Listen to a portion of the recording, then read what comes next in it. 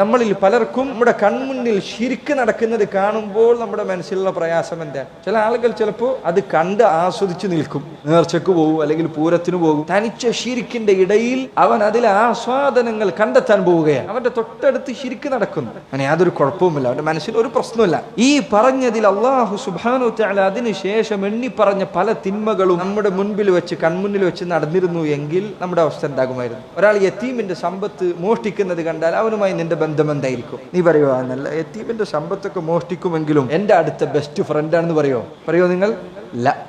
അവന് പല പെണ്ണുങ്ങളുമായി അവിഹിത ബന്ധമുള്ളവനാണെങ്കിലും ഞാനും അവന് ഭയങ്കര ബെസ്റ്റ് ഫ്രണ്ടാന്ന് പറയില്ല. അവൻ 10 ആളെ കൊന്നിട്ടുണ്ട്, പക്ഷേ ഞാൻ അവനായിട്ടുള്ള ബന്ധത്തിൽ യാതൊരു കുഴപ്പമില്ല, എനിക്ക് അവനായിട്ട് യാതൊരു പ്രശ്നമില്ല എന്നൊരാൾ പറയില്ല.